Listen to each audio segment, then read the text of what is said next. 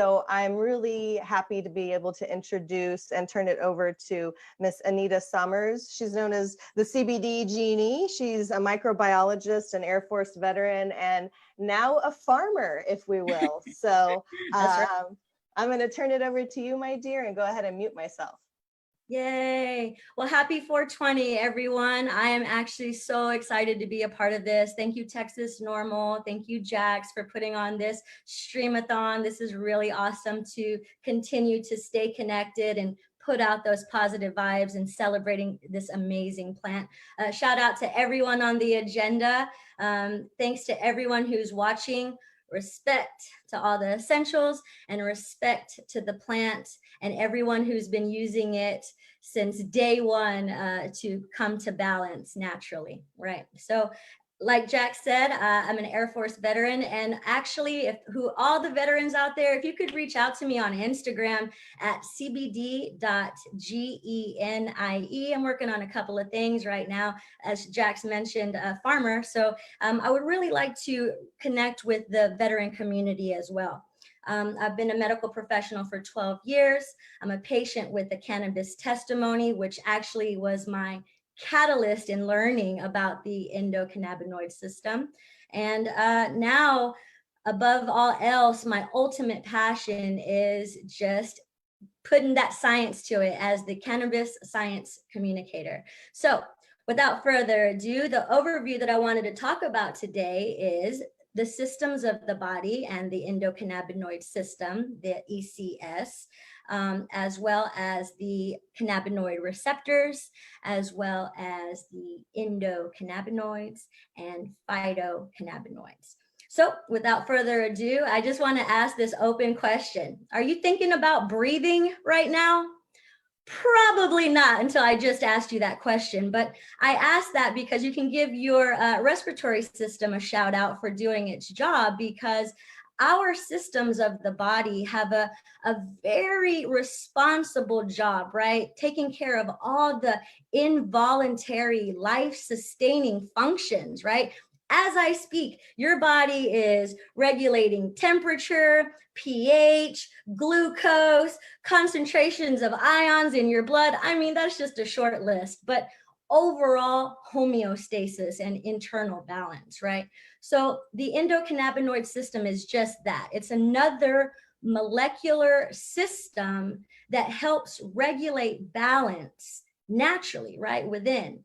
And so it has, I mean, I'm talking about a variety of processes, right? So we're talking about pain, we're talking about appetite, immune response, right? All of that. And again, just a short list. Let me go ahead and say that in the 15 minutes, this is going to be a tip of the iceberg, just a quick overview of everything and all the beauty that cannabis has to offer. So let's keep on moving forward then. So we have the ECS, right? But how does it work? So how is it possible that the plant can help us so much? Well, before we even talk about the plant, let's talk about the body. And the cannabinoid receptors are like the locks on the surface of our cells that, let's just put it this way.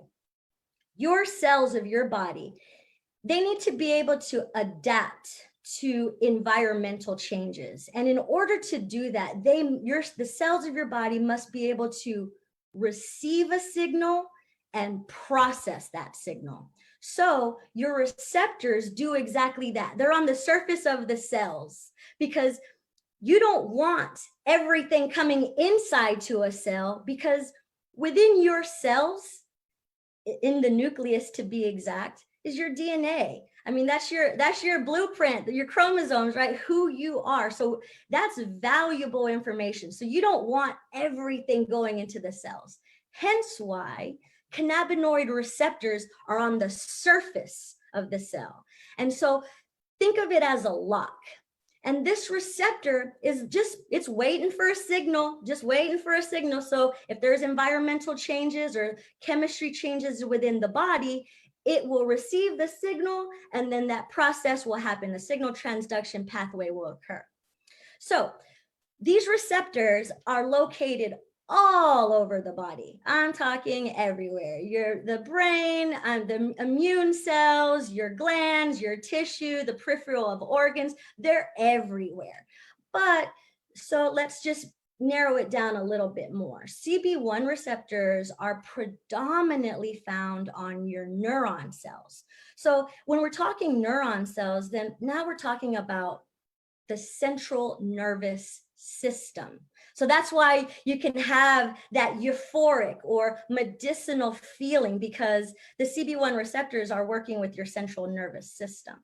Now, CB2 receptors, and again, they're everywhere, but predominantly like on immune response cells, like leukocytes or B cells or T cells or T killer cells, right? These are the cells that help your immune system. So those are two very, very separate systems. And why when people say, how can this plant do so much? Well, it's because of the receptors. And then again, it goes a lot more in depth than that, but that's just a little sprinkle for on top. So if the receptors are the lock, again, let's talk about the keys that are going to be matching to this lock, or the signal molecules, or neurotransmitters, if you want to get technical. So we have endocannabinoids, and we've got two of them. We have anandamide and we have 2-arachidonoglycerol. Don't say that, just say 2-AG. It's a lot easier. But these endocannabinoids help regulate our body internally, because even if you break down that word, endo means internal, endogenous, right? Within. And then cannabinoids means the compounds from the cannabis plant. So we have our natural, basically compounds from the cannabis plant, our own endocannabinoids circulating through the body anytime. The example I love to give all the time is, say you have a mosquito on your arm. That is an external stimulus or stimuli. It lands on your arm, the message goes to the central, it goes through the central nervous system to swat it, right? All that happens really, really quick. But with endocannabinoids, it does not require an external stimulus. It's happening within your body. And in fact, instead of going that route, it actually works in a retrograde fashion. And it works backwards because it's working within your body. So those are our endocannabinoids. Fun fact about anandamide is ananda is Sanskrit for bliss. So we have our own bliss molecule. Another fun fact about anandamide is it's found in chocolate, and it's probably why I love chocolate so much. So if anandamides are keys that match to cannabinoid receptors, and that's happening all within our body, all on its own, now let's talk about cannabis. So cannabis has phytocannabinoids. Phyto is plant. Cannabinoids is the compounds from the cannabis plant. So phytocannabinoids mimic, like they're another set of keys, right? And these are our endocannabinoids and these are phytocannabinoids. Both of these sets of keys, the phytocannabinoids mimic these, and they bind to the CB1 and CB2 receptors, right? So that's why we actually respond to phytocannabinoids, because our system actually works with those compounds. Now, phytocannabinoids, examples, everyone knows THC and CBD, but it depends on what stage the flower is in. Is it raw? Has it been heated or decarboxylated? Is it old? Has it aged?